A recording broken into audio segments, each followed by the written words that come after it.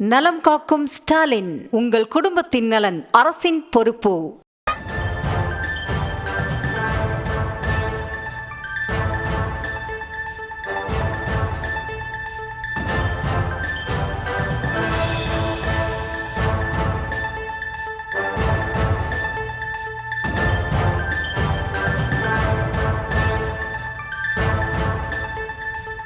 அண்மை செய்தியாக பார்த்துள்ளோம். நீதிபதி ஆனந்த் வெங்கடேசை சந்திப்பதற்காக சென்னை உயர்நீதிமன்றத்தை சென்றடைந்திருக்கிறார் அன்புமணி. அது தொடர்பான அந்த காட்சிகளையும் பார்த்துள்ளோம். பாமக பொதுக்குழு வழக்கு தொடர்பாக நீதிபதி ஆனந்த் வெங்கடேஷ் பாமக நிறுவனர் ராமதாஸ் மற்றும் அன்புமணியை நேரில் சந்திக்க வருமாறு அழைப்பு விடுத்திருந்த நிலையில் தற்போது நீதிபதியை சந்திப்பதற்காக சென்னை உயர்நீதிமன்றத்தை சென்றடைந்திருக்கிறார் அன்புமணி. அது தொடர்பான அண்மை செய்தியை பார்த்து வருகிறோம். நீதிபதி ஆனந்த் வெங்கடேசை சந்திப்பதற்காக சென்னை உயர்நீதிமன்றத்தை சென்றடைந்தார் அன்புமணி. அந்த காட்சிகளையும் பார்த்து வருகிறோம். பாமக பொதுக்குழு வழக்கு தொடர்பாக நீதிபதி ஆனந்த் வெங்கடேஷ் பாமக நிறுவனர் மற்றும் அன்புமணியை நேரில் சந்திக்க வருமாறு அழைப்பு விடுத்திருந்த நிலையில் தற்போது அன்புமணி உயர்நீதிமன்றம் சென்றடைந்திருக்கிறார். நீதிபதியை சந்திப்பதற்காக உயர்நீதிமன்றத்தை சென்றடைந்திருக்கிறார் அன்புமணி. அது தொடர்பான அந்த காட்சிகளையும் அண்மை செய்தியையும் பார்த்து வருகிறோம். விவரங்களோடு இணைகிறார் இந்த செய்தியாளர் ராஜேஷ். ராஜேஷ் வணக்கம். மேலும் விவரம். பிரியங்கா வணக்கம். நீதிபதியினுடைய அழைப்பை ஏற்று தற்போது பாமக தலைவர் அன்புமணி ராமதாஸ் நீதிமன்றத்திற்கு வந்திருக்கின்றார். நாளைய தினம் பாமகவினுடைய பொதுக்குழு கூட்டம் மாமல்லபுரத்தில் நடைபெற இருக்கின்றது.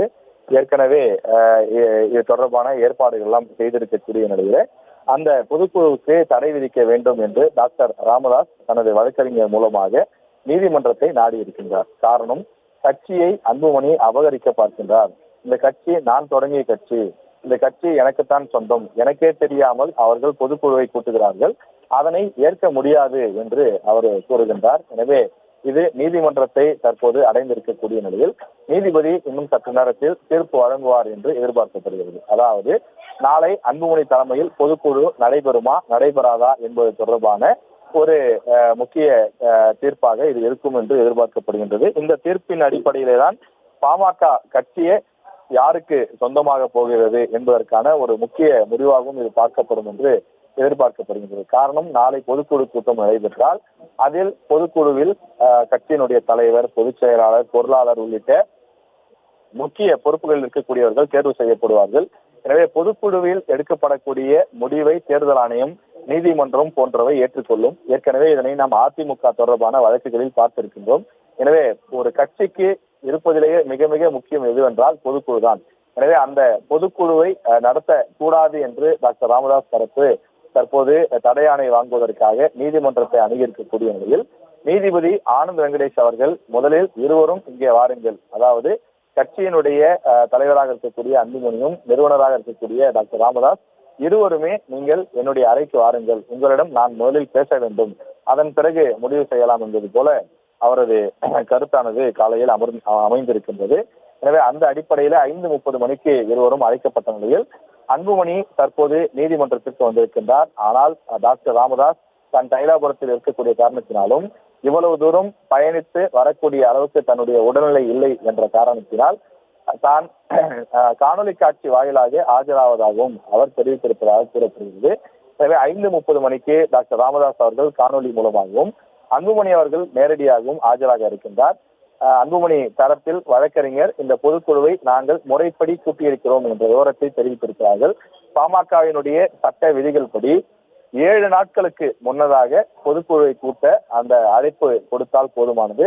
எனவே அந்த விதி எண் 39 சுட்டி காண்பித்து அவர்கள் இந்த அழைப்பை விடுத்திருக்கின்றார்கள். அதே நேரத்தில் டாக்டர் ராமதாஸ் அவர்களை பொறுத்தவரையிலே என்னுடைய அனுமதி, அதாவது பாமக நிறுவனர் அழைக்கப்பட வேண்டும் என்பதுதான் விதி 13. எனவே அந்த 13ஐ அவர்கள் மீறி அவர்களாகவே தன்னிச்சையாக செயல்படுகிறார்கள். நான் தனியாக 17ஆம் தேதி பொதுக்குழுவுக்கு ஏற்பாடு செய்திருக்கிறேன். எனவே அந்த 17ஆம் தேதி பொதுக்குழு தான் செல்லும். அதற்கு முன்னதாக நாளைய தினம் அன்புமணி மாமல்லபுரத்தில் கூட்டக்கூடிய பொதுக்குழு செல்லாது என்று அறிவிக்க வேண்டும். அவருக்கு அந்த பொதுக்குழு நடத்தக்கூடிய அதிகாரம் இல்லை, அதற்கு நீதிமன்றம் தடை விதிக்க வேண்டும் என்றும் அவர் கோரிக்கை வைத்திருந்தார். இந்த நிலையில் தற்போது நீதிபதி முன்னால் விசாரணை நடைபெற இருக்கின்றது. இன்னொரு அரை மணி நேரத்திற்குள்ளாக இது குறித்த முழுமையான விவரங்கள் தெரிய வரும் என எதிர்பார்க்கப்படுகிறது.